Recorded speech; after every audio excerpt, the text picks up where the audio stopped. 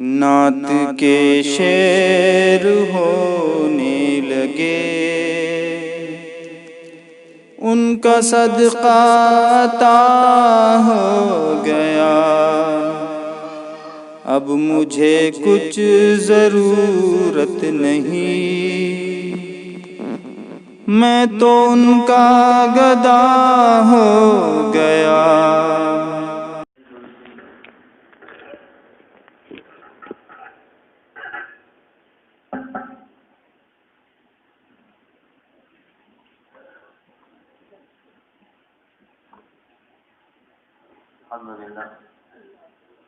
الحمد لله نحمده ونستعينه ونستغفره ونؤمن به ونتوكل عليه ونعوذ بالله من شرور انفسنا ومن سيئات اعمالنا، من يهده الله فلا مضل له ومن يضلل فلا هادي له، ونشهد ان لا اله الا الله وحده لا شريك له، ونشهد ان سيدنا ونبينا ومولانا محمدا عبده ورسوله ارسله الله تعالى بالحق بشيرا ونذيرا وداعيا الى الله باذنه وسراجا منيرا. اما بعد، فاعوذ بالله من الشيطان الرجيم. بسم الله الرحمن الرحيم. اهدنا الصراط المستقيم صراط الذين انعمت عليهم غير المغضوب عليهم ولا الضالين. آمين. قال الله تعالى: اعوذ بالله من الشيطان الرجيم. بسم الله الرحمن الرحيم. لقد كان لكم في رسول الله اسوة حسنة.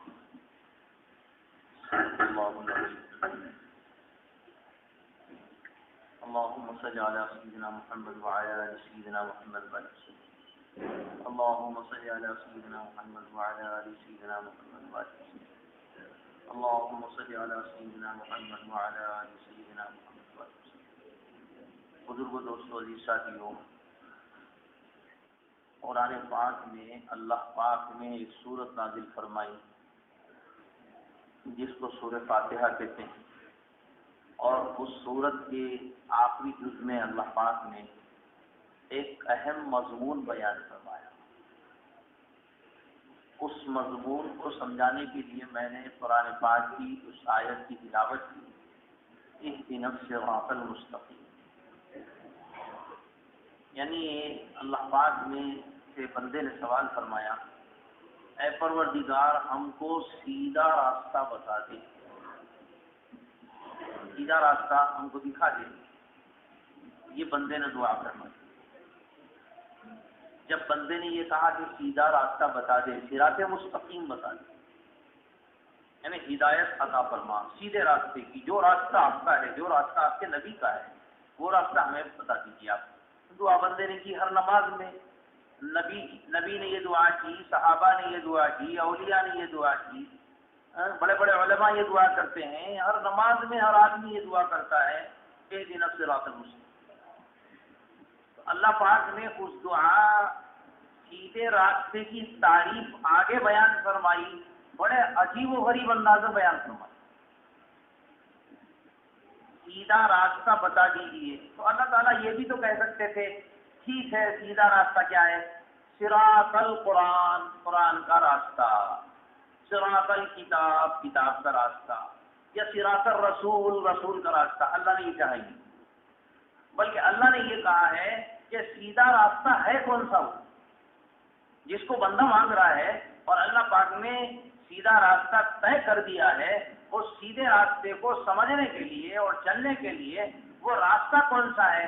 تو فرمایا کہ وہ راستہ کون سا ہے؟ صراط الذین انعمت علیہم، اے اللہ جن پر تیرا انعام ہوا وہ راستہ، جن پر تیرا انعام ہوا۔ قرآن کا ترجمہ آپ پڑھ لیجیے، جن پر آپ کا انعام ہوا۔ ہدایت یعنی سیدھا راستہ وہ ہے جس پر آپ کا انعام ہوا، جن پر آپ کا انعام ہوا، انعمت علیہم۔ اور آپ کو معلوم ہونا چاہیے کہ قرآن کی تفسیر سب سے پہلے قرآن سے ہوتی ہے۔ تفسیر کے کچھ اصول ہے نا، ایسے تھوڑی ہے کہ قرآن پاک دیکھ کے آدمی سمجھ جائے، قرآن پاک اردو کی کتابیں پڑھ کے قرآن پاک کو سمجھ لے، ایسا نہیں ہے، اس کا کچھ اصول ہے۔ ان اصول کو سمجھانے کے لیے حضرت شاہ ولی اللہ صاحب رحمۃ اللہ علیہ نے ایک کتاب لکھی ہے جس کا نام ہے الفوز الکبیر، قرآن کو سمجھنے کے اصول۔ یعنی قرآن کی کون سی آیت ہے جو ناسخ ہے، کون سی آیت ہے وہ منسوخ ہے، یعنی بہت سی قرآن کی آیتیں جو منسوخ ہو گئی، یعنی اس کی تلاوت تو ہے لیکن اس کا عمل نہیں. اور بہت سی آیتیں حضرت شاہ ولی اللہ صاحب نے بہت تفصیل کے ساتھ اس کو عالم کورس کی 7ویں کتاب میں پڑھائی جاتی ہے. تفسیر، اصول تفسیر، یعنی تفسیر پڑھانے سے پہلے عالم کورس میں اصول تفسیر پڑھائی جاتی ہے کہ تفسیر کو سمجھنے کے اصول کیا ہے. جیسے حدیث کو سمجھنے سے پہلے مدارس کے اندر اصول حدیث پڑھائی جاتی ہے کہ یہ حدیث کس معیار کی ہے، یعنی ہے کہ منقطع ہے، حسن ہے، احسن ہے، مشہور ہے، خبر احاد ہے، خبر مشہور ہے، مقطوع ہے. تو کتنے حدیثوں کی قسمیں ہیں، ان سارے حدیثوں کی قسموں کو پہلے پڑھایا جاتا ہے، اس کے بعد استاد محترم حدیث کو سمجھاتے ہیں. تو حضرت شاہ ولی اللہ صاحب رحمۃ اللہ علیہ نے جو اصول تفسیر لکھی ہے الفوز الکبیر، تو تفسیر کے اصول تفسیر کے پڑھنے سے معلوم یہ ہوتا ہے کہ قرآن کی سب سے پہلے تفسیر قرآن میں ہوتی ہے کہ قرآن کی آیت کی اس تفسیر کہاں ملے گی. تو اسی طریقے سے انعمت علیہم یعنی سیدھا راستہ وہ ہے جن پر اللہ نے انعام کیا. تو اللہ نے، سوال یہ پیدا ہوتا ہے کہ اللہ تعالیٰ نے انعام کس پہ کیا، ایک سوال ہے.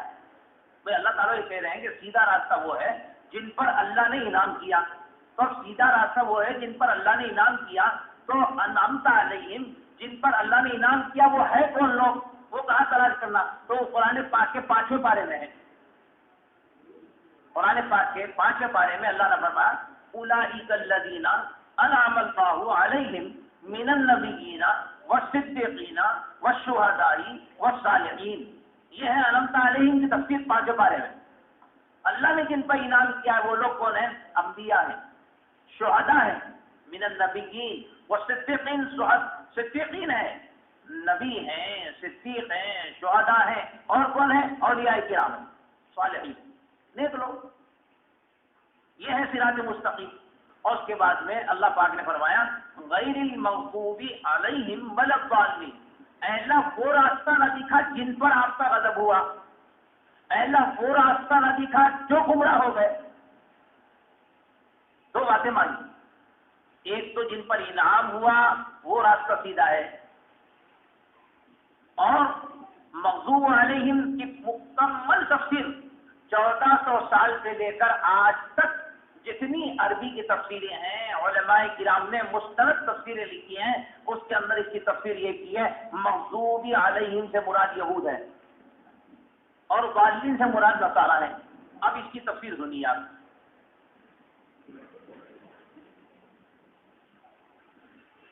یعنی کہنے والا یہ کہہ رہا ہے کہ مجھے جن کے اوپر آپ کا غضب ہوا وہ راستہ بھی نہیں چاہیے، اور جو لوگ گمراہ ہو گئے ان کا راستہ بھی نہیں چاہیے.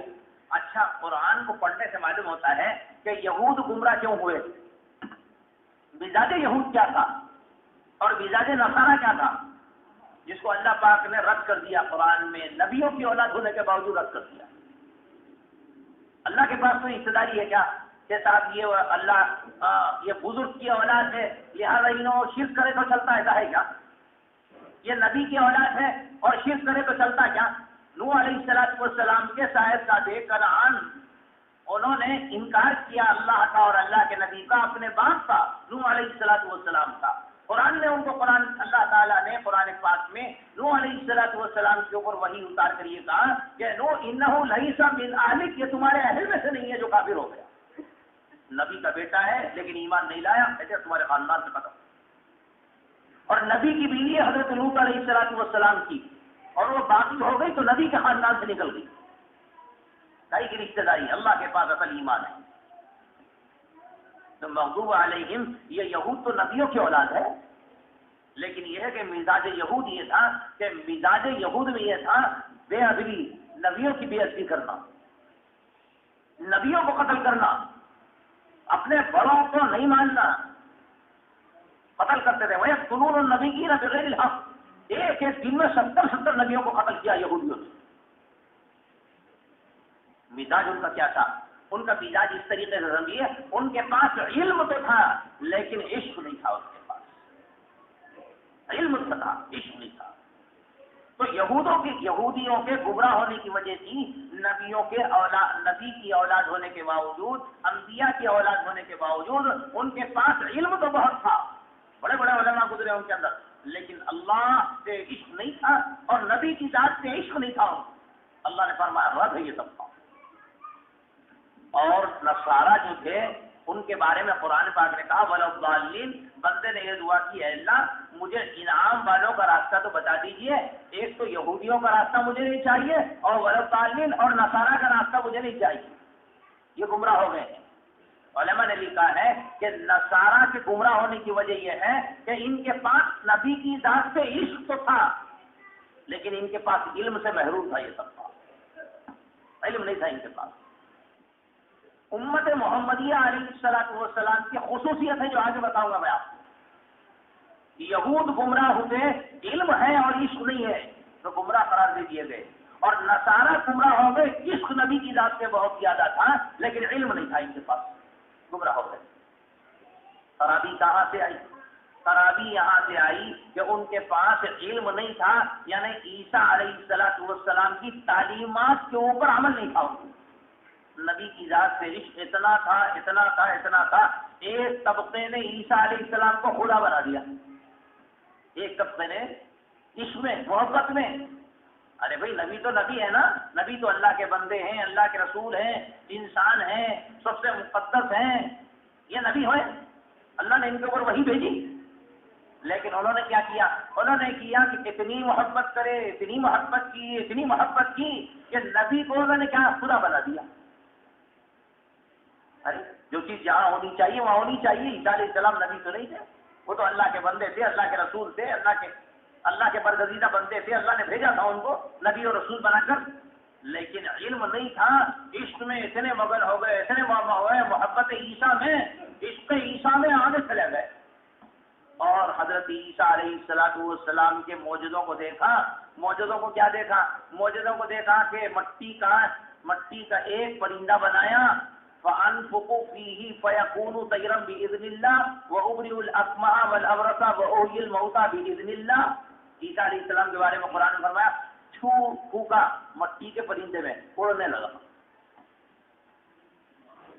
مردوں کو زندہ کرنے لگے، اڑ جاؤ، اللہ کے حکم سے اڑ گئے مردے قبروں سے. عیسیٰ علیہ السلام نے ایسا کرا.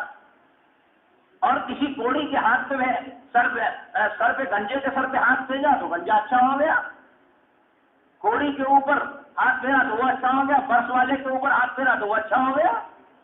اوہو، جب ان مطلب یہ کہ معجزوں کو دیکھا تو انہوں نے نبی کو خدا بنا لیا یا نبی کو خدا کے برابر کر دیا، اور یوں کہنے لگے خدا تو تین ہے، ایک اللہ، ایک عیسیٰ، ایک مریم، تین خدا ہو گئے.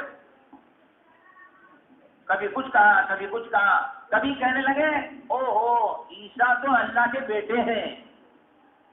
قرآن نے زبردست رد کیا کہ عیسیٰ علیہ السلام اللہ کے بیٹے نہیں ہیں، اللہ کے رسول ہیں.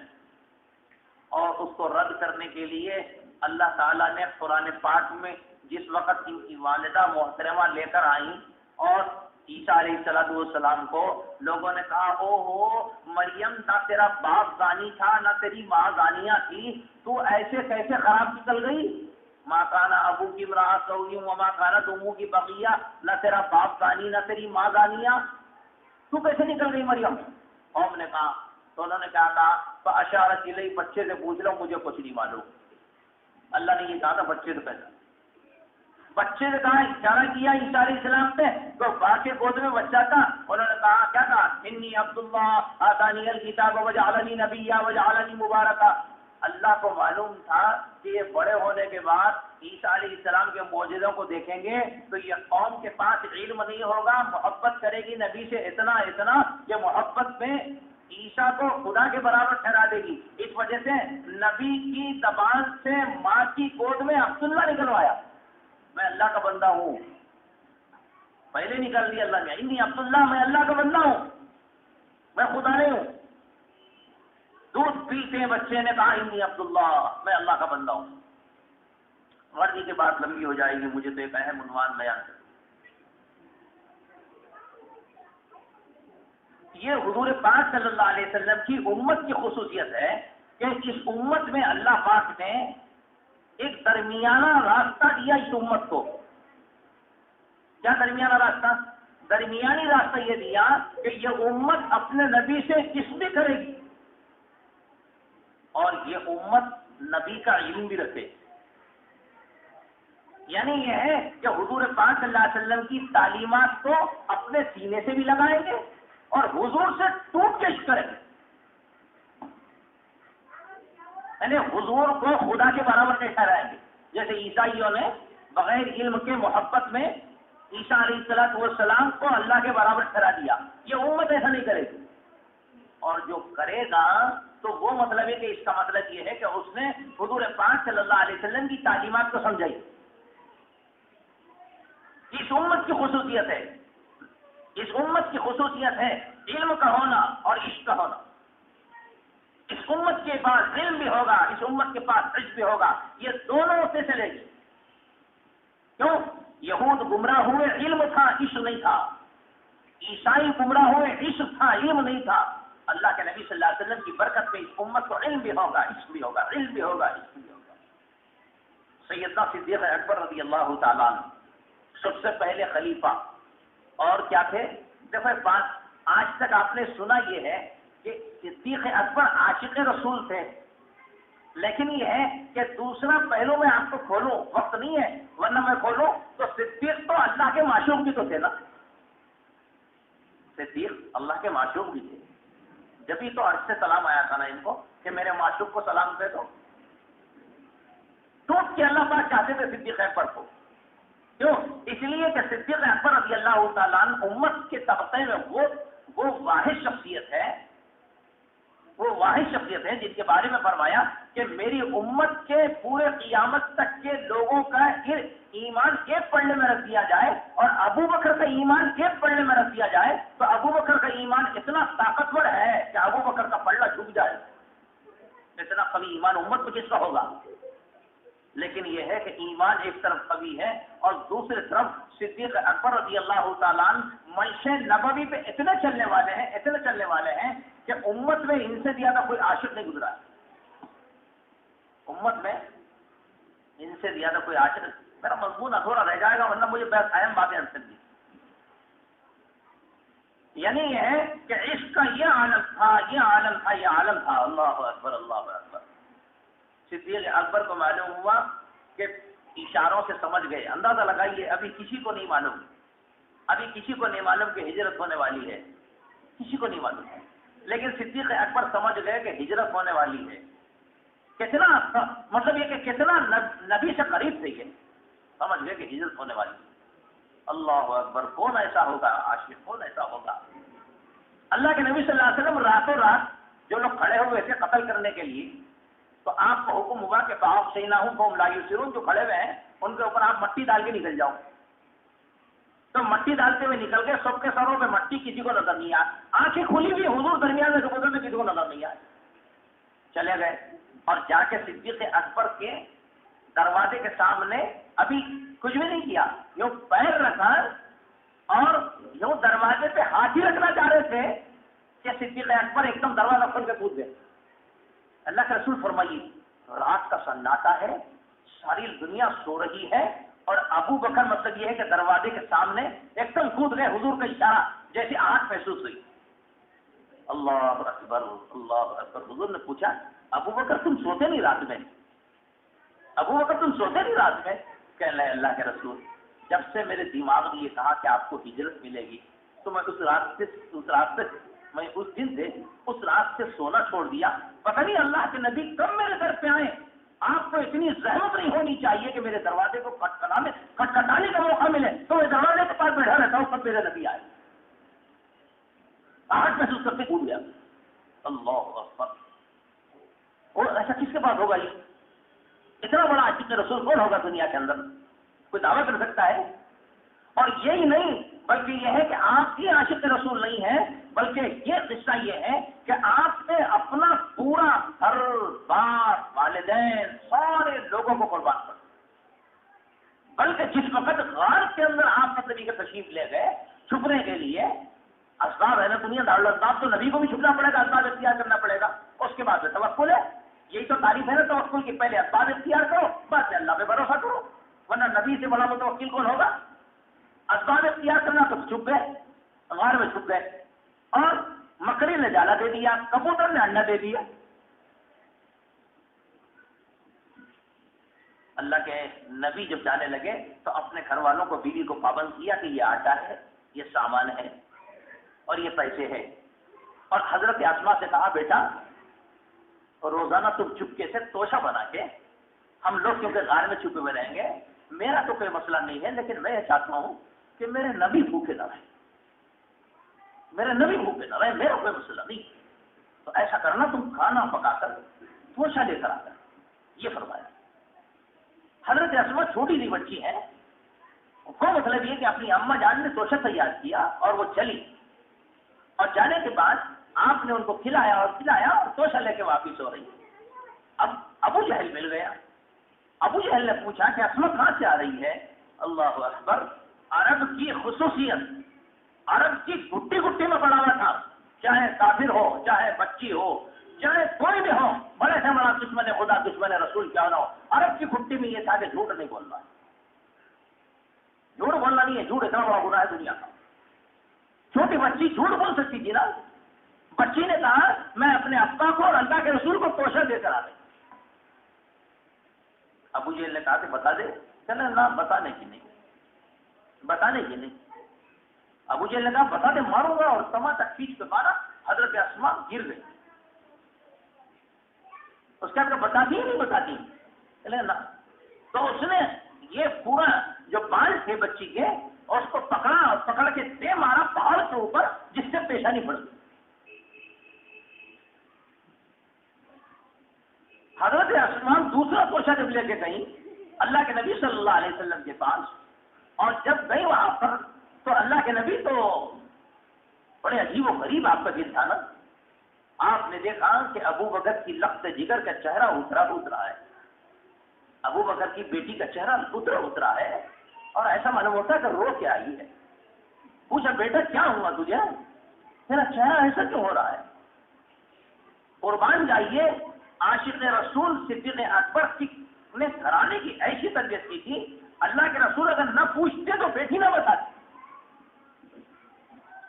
لیکن نبی نے پوچھا کہ کیا بات ہے، تو بچی کی نہ رونا آ گیا، ہاتھوں سے آنسو جاری ہو گئے، اور فرمایا اللہ کے رسول بات اس لیے کہ ابو جہل مل گیا، اور ابو جہل نے آپ کا پتہ پوچھا، میں نے نہیں بتایا تو اس نے تھپڑ مارا اور میرے بالوں کو پکڑ کے دے مارا، جس سے میری پیشانی پھٹ گئی تو میں خون نکلنے لگا اور مجھے رونا آ گیا۔ نبی کا دل تھا، کب برداشت کر سکتا تھا امت کی تکلیف کو، وہ بھی عاشق رسول کے گھرانے کی بچی کی تکلیف کو۔ اللہ کے نبی تو تڑپ اٹھے اور بے چین ہو گئے، اور اس وقت دعا کروائی، اے اللہ میں نے سب کا احسان ادا کر دیا، لیکن ابو بکر کا احسان تو کل قیامت سے ادا کروں گا، دنیا میں ادا نہیں کر سکتا۔ یہ عاشق رسول گھرانہ تھا، صدیق اکبر کا اور ان کے گھرانے کا۔ طویل مضمون ہے جو میں سمجھانا چاہتا ہوں، اللہ کرے کہ آپ سمجھ جائیں میں کیا چیز سمجھانا چاہ رہا ہوں، کہ اس امت کی خصوصیت ہے عشق کا ہونا اور علم کا ہونا۔ ابو بکر اتنے عاشق رسول کوئی اندھے نہیں تھے، لیکن یہ کہ زندگی میں کبھی ان کی نماز چھوٹی کوئی ثابت کر سکتا ہے؟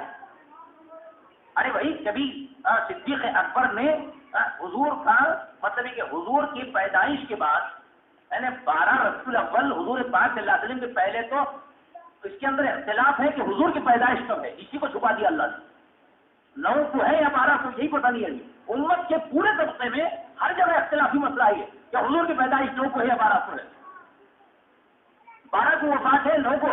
محدثین کا قول تو یہ ہے کہ 12 کو حضور کی پیدائش ہی نہیں ہے، 9 ربیع الاول حضور کی پیدائش ہے، یہ محدثین کا قول ہے، پورے محدثین جنہوں نے حدیث لکھی ہے۔ اندازہ لگائیے کہ صدیق اکبر جیسا بڑا عاشق اور اتنا عاشق گھرانہ، کبھی انہوں نے نماز پڑھی، اور حضور کے لیے کبھی انہوں نے مطلب یہ کہ حضور کی پیدائش میں کبھی انہوں نے عید منائی؟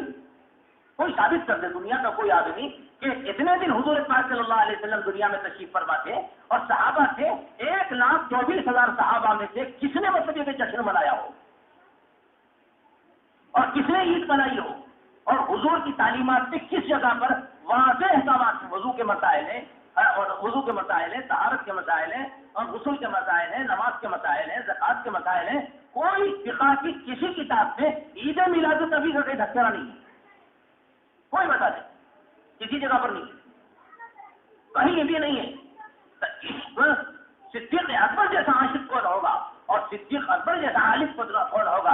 اتنے بڑے عاشق اور اتنے بڑے اللہ کے نبی کو چاہنے والے عالم، ان کی کیفیت یہ تھی، عشق کی کیفیت یہ تھی کہ ایک مرتبہ جس وقت غزوہ بدر میں رسول اللہ صلی اللہ علیہ وسلم کے ساتھ 313 صحابہ تھے اور صدیق اکبر بھی ساتھ تھے، تو ایک مرتبہ ایمان کے لانے کے بعد عبد الرحمن جو ان کے صاحبزادے تھے، ایک مرتبہ اپنے ابا جان کے ساتھ بیٹھے ہوئے تھے، تو یہ کہنے لگے کہ ابا جان، جس وقت آپ غزوہ بدر میں لڑ رہے تھے اور تلوار میرے ہاتھ پہ تھی اور میری تلوار کی زد میں آپ کی گردن تھی، لیکن جیسے میں نے گردن اٹھائی تو میرے ذہن میں یہ بات ہے میرے باپ نہیں ہے، اس وجہ سے میں نے چھوڑ دیا۔ یہ انہوں نے کہا، تلوار میرے ہاتھ پہ، گردن آپ کے سامنے، میں یہ اڑا تھا تو اڑ جاتی آپ کی گردن، لیکن میرے ذہن میں یہ آیا کہ میرے باپ ہیں ابو بکر، میں کیسے ماروں؟ اللہ اکبر، اللہ اکبر!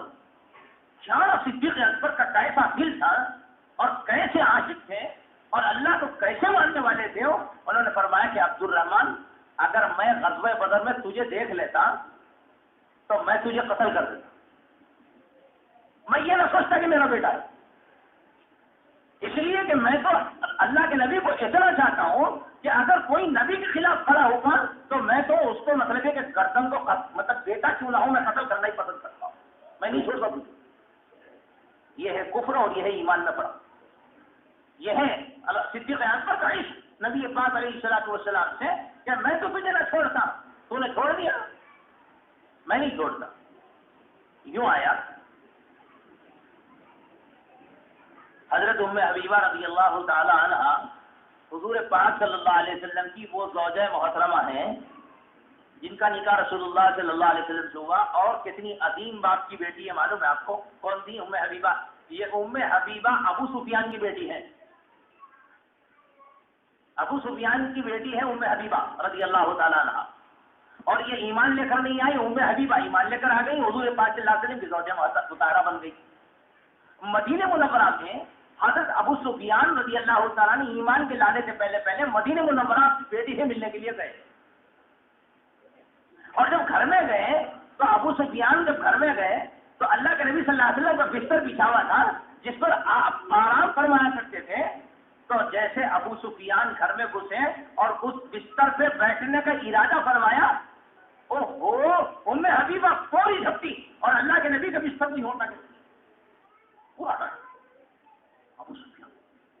ابو سفیان سکتے میں حیرت میں کہنے لگے کہ بیٹی، کیا میرے بیٹھنے کے لیے نہیں چاہیے؟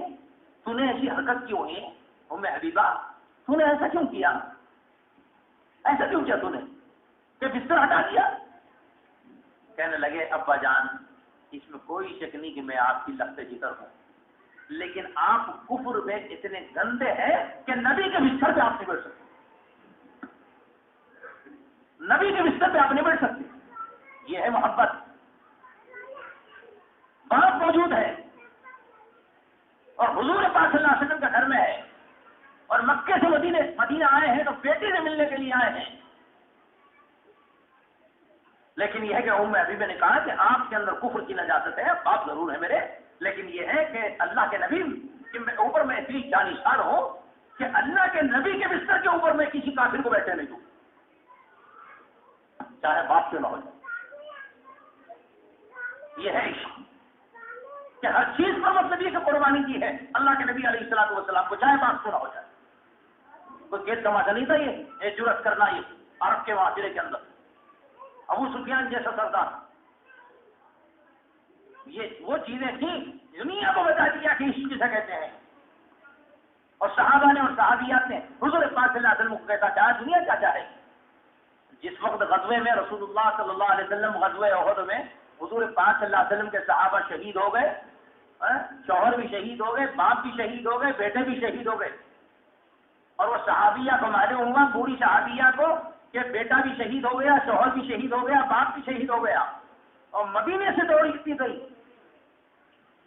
اور راستے میں ہر ملنے والے سے یہ پوچھتی ہیں یہ بتاؤ کہ اللہ کے رسول کا کیا حال ہے، اللہ کے رسول کا کیا حال ہے؟ کہتے ہیں کہ تیرے باپ کا انتقال ہو گیا، شہید ہو گیا، وہ چھوڑو، اللہ کے رسول کو بتاؤ۔ ارے تیرا بیٹا شہید ہو گیا، وہ چھوڑو، اللہ کے رسول کو بتاؤ۔ تیرا شوہر شہید ہو گیا، وہ چھوڑو، اللہ کے رسول کو بتاؤ۔ عجیب اندازہ لگائیے کہ وہ صحابیاں احد میں پہنچتی ہیں اور جب تک اپنے آنکھوں کے سامنے تاجدار مدینہ رسول پاک صلی اللہ علیہ وسلم کا دیدار نہیں کر لیا اس وقت تک سکون نہیں آیا، اور جب دیدار کیا تو فرمایا کہ تیرا شوہر چلے جائے، میرا باپ چلے جائے، میرا بھائی چلے جائے، مجھے اس کی کوئی پرواہ نہیں ہے، میرے آقا کو کچھ نہیں ہونا چاہیے۔ اس کو کہتے ہیں عشق، قربانی کی پورے خاندان، لیکن رسول اللہ صلی اللہ علیہ وسلم کچھ نہیں ہونا۔ صحابہ کا اور صحابہ کرام کا، صحابیات کا یہ مزاج تھا۔ حضرت ابو دجانہ رضی اللہ تعالیٰ عنہ احد میں لڑ رہے ہیں اور لڑتے لڑتے قصہ یہ پیش آیا کہ ابو دجانہ کی اللہ کے نبی صلی اللہ علیہ وسلم کی طرف سے چاروں طرف سے تیر مارنے شروع کیے کافروں نے کہ اللہ کے نبی کو شہید کر دے۔ تو ابو دجانہ نے دیکھا کہ تیر آنا شروع ہو گئے اور فرمایا کہ کیا کرو، اللہ کے نبی صلی اللہ علیہ وسلم کو تیر نہیں لگنا چاہیے؟ تو کہنے لگے کہ میں نے یوں کرنا چاہا تیروں کو بچانے کے لیے، مان مجھے خیال آیا کہ اگر میں یوں بچاتا ہوں تو اس جنگ میں، اس غزوے میں، گمشان لڑائی میں رسول اللہ صلی اللہ علیہ وسلم تشریف فرمائے وہاں پر، اور ان کا اندازہ لگا یہ صحابہ کرام کا عشق اور محبت کا ہونا جب تک کہنے لگے کہ نہیں نبی کی طرف پیٹ ہو جائے گی اور نبی کی طرف پیٹ کرنا بے ادبی ہے، لہذا اپنے سینے کو ادھر کر دیا، اپنے پیٹ کو ادھر کر دیا اور سینے کو رسول اللہ صلی اللہ علیہ وسلم کی طرف کر دیا۔ کہ جتنے صحابہ فرماتے ہیں کہ جب مطلب کہ ابو دجانہ کو ہٹایا گیا تو کمر کا کوئی حصہ نہیں تھا جہاں تیر نہ لگا ہوا۔ صحابہ کا یہ عشق تھا کہ نبی کی ہر وڑ کو حفاظت۔ لیکن یہ ہے کہ صحابہ کا یہ مزاج تھا کہ اس کے اندر انہوں نے نبی کو خدا نہیں بنایا، اس کے اندر انہوں نے کبھی نماز نہیں چھوڑی، اس کے اندر کبھی انہوں نے کسی مسلمان کو تکلیف نہیں دی، اس کے اندر انہوں نے کبھی مسلمان کے خلاف نعرے نہیں لگائے کہ بھائی فلاں مرد آباد فلاں زندہ آباد۔ اس لیے نبی آئے تھے ہمارے، یعنی عجیب و غریب مزاج ہے ہماری قوم کا کہ نبی کو فکر کو نہیں سمجھا قوم نے۔ اللہ کے نبی صلی اللہ علیہ وسلم دنیا میں زندہ باد اور مرد آباد کنارے لگانے آئے تھے۔ ارے بھائی آپ تو کافروں کو بھی جنت میں لے جانے کے لیے آئے تھے کہ جائے کہ کسی مسلمان۔ یہ امت کا کام نہیں ہے، امت کا مزاج نہیں ہے۔ اس وجہ سے میرے بھائی بہت طویل مضمون ہے، مجھے تو یہ عرض کرنا ہے کہ حضور پاک صلی اللہ علیہ وسلم کا عشق جب ہی کارآمد ہوگا علم کے ساتھ ہو، اور اگر حضور پاک صلی اللہ علیہ وسلم سے عشق کوئی کرے گا لیکن یہ کہ علم نہیں ہوگا تو پھر وہ مطلب یہ کہ عیسائیوں کے گروپ میں جائے گا تو عشق تو بے انتہا ہوگا، علم نہیں ہوگا تو کچھ بھی کر سکتا ہے۔ اور مطلب یہ کہ عشق نہیں ہوگا، خالی علم ہوگا، حضور کی محبت دل کے اندر نہیں ہوگی جو ایمان کا جز ہے، تو وہ کچھ بھی کرے گا۔ نبیوں کو بھی قتل کیا انہوں نے، بڑوں کو بھی قتل کیا، بے عزتی کی۔ تو قیامت تک کے لیے اللہ کے رسول صلی اللہ علیہ وسلم نے، اللہ تعالیٰ نے قرآن کی اس آیت کے اندر امت کے مزاج کو بتایا کہ سیدھے راستے پر وہی لوگ ہوں گے جس کے پاس علم بھی ہوگا، جس کے پاس عشق بھی ہوگا۔ علم کی کمی سے عشق بڑھے گا تو نقصان دہ، اور مطلب یہ کہ علم بڑھ گیا اور عشق بڑھ گیا پھر تو نقصان دہ۔ علم بھی ہونا چاہیے، عشق بھی ہونا چاہیے، اندر ہی ہونا چاہیے۔ کہیں ایسا نہ ہو کہ کسی نبی کی بے عزتی ہو جائے، کہیں ایسا نہ ہو کہ حضور پاک صلی اللہ علیہ وسلم کی بے عزتی ہو جائے، کہیں ایسا نہ ہو کہ صحابہ کی بے عزتی ہو جائے، کہیں ایسا نہ ہو کہ قرآن کی بے عزتی ہو جائے، کہیں ایسا نہ ہو کہ کسی مسلمان کو دل کو تکلیف پہنچ جائے۔ یہ نہیں، علم ہو عشق ہو، دونوں راستے پہ چلیں گے تو منزل پہ پہنچیں۔ صحابہ کرام کی زندگی بھری پڑی ہوئی ہے کہ ان کے پاس اللہ کے نبی صلی اللہ علیہ وسلم کو ان سے زیادہ چاہنے والا کوئی دنیا میں طبقہ نہیں ہو سکتا ہے، صحابہ سے زیادہ کوئی طبقہ نہیں ہو سکتا ہے، لیکن انہوں نے کوئی ایسا کام نہیں کیا جس سے مطلب یہ کہ محبت کے غلبے میں کہیں شرک میں چلے گئے ہوں، کبھی کسی کی توہین ہو گئی ہو، ایسا صحابہ نے کبھی نہیں کیا۔ اس وجہ سے لوگ یہ عام طور پہ پریشان رہتے ہیں کہ بھئی عید میلاد النبی کے سلسلے میں، عید میلاد النبی صلی اللہ علیہ وسلم کے سلسلے میں حضور پاک صلی اللہ علیہ وسلم کا جتنا تذکرہ کیا جائے کم ہے، حضور پاک صلی اللہ علیہ وسلم پہ جتنا درود شریف بھیجا جائے کم ہے، حضور پاک صلی اللہ علیہ وسلم کی تعلیمات پہ جتنا عمل کیا جائے کم ہے۔ لیکن یہ ہے کہ ہمارا طریقہ کار پورے 1400 سال سے کبھی بھی ایسا نہیں گزرا ہے کہ صاحب کوئی عید منائی جائے، ایسی کوئی عید نہیں ہے نہ نبی کی زندگی میں، نہ صحابہ کی زندگی میں، نہ اولیاء کی زندگی میں۔ ہمیں کسی سے اختلاف کرنا نہیں ہے، ہمیں تو مسئلہ کرنا ہے، نہ کسی کے خلاف کوئی بات کہنا ہے، نہ مطلب یہ کہ کسی کو ورغلانا ہے، نہ کسی کو مطلب کے خلاف کوئی تقریر کرنا ہے۔ ہمیں تو مطلب یہ کہ واضح طریقے پر حضور پاک صلی اللہ علیہ وسلم کا طریقہ جو امت کو پیغام کیا ہے حضور پاک صلی اللہ علیہ وسلم نے، وہ کیا کیا ہے۔ اس وجہ سے قربان جائیے، قرآن نے جو کہا ہے لقد کان لکم فی رسول اللہ اسوہ، کہ حضور پاک صلی اللہ علیہ وسلم نمونہ ہے۔ انشاءاللہ اس کی تفصیل بعد میں کروں گا۔